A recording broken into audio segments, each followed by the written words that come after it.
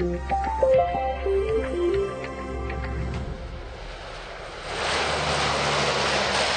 training for 21st century warfare, in the air, on the ground, and through virtual reality.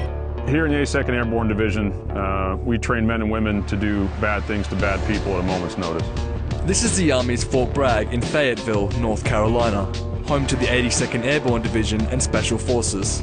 The Daily was granted incredible access to their training. You do it right on the ground, you do it right in practice, so when it comes time to actually get it done, there's no question you'll be able to pull it off. Okay, so today we're going to be looking at some of the most advanced military training technology out there. The Dismounted Soldier Training System, which is the first virtual reality training system for US military infantrymen.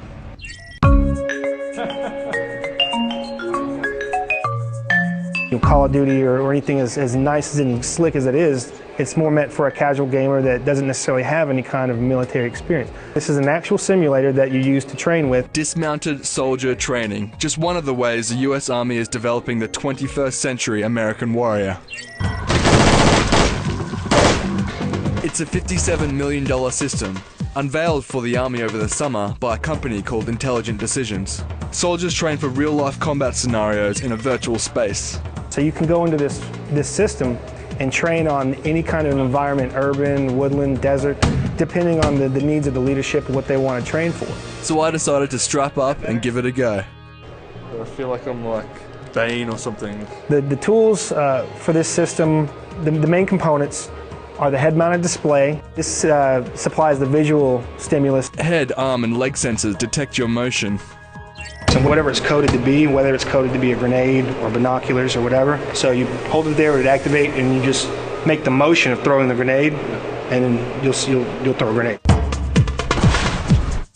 To move in the virtual space, the only thing you don't actually have to move your feet. I turn my head to look around in the environment. I turn my body to move my body in the environment, but the actual act of walking or running or crawling, there's a joystick on the front hand grip of the weapon, and that's how you move it. As for the gun, there's a sensor on the buttstock, so when you're calibrating, it registers when you bring it up. When you press it against your shoulder, the scope appears.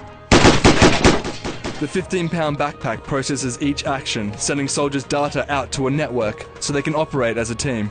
One dead bad guy in the hallway. Guys outside the village are armed too.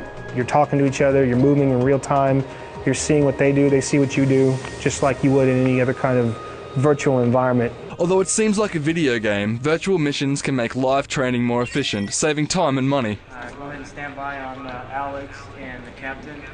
Boot a scenario up, they can run through it, and then if they say, oh, let's try that again, it's basically just a matter of a few clicks and you're reset. There's not moving everybody back into position, there's no repositioning of vehicles, there's no fueling up. Right there you're saving money, time, fuel, ammunition. So when they do have those reduced live rounds and they go into a live house, shoot house, they get the maximum out of it. Computerized training also allows commanders to insert unforeseen obstacles and enemies into the mission, testing the versatility of their soldiers. There's a lot of flexibility as to what can be done in the scenario as it's going on. As the operator, we can sit there and the leadership would say, hey, can you put this such and such here? I want to see how they react to it. All the insurgents have been eliminated. So the mission Finally, it's mission accomplished. Very, very cool. Very realistic. You can hear everything, even the birds squawking. I think one of the bad guys even talked smack to me before I popped in. Then the troops undergo AAR, After Action Review. We have it recorded, we go over to the AAR machine and the squad, the fire team, whoever's training in it can sit down, look up, and you have the leadership going with them point by point, minute by minute on what was going on. And that's central to building the modern-day American soldier. Nothing's going to take live training away from the soldier completely, but as we move forward into the future, the military, everybody's trying to do things to make their processes more efficient, both cost-wise and time-wise. For The Daily, I'm Alex Dickinson.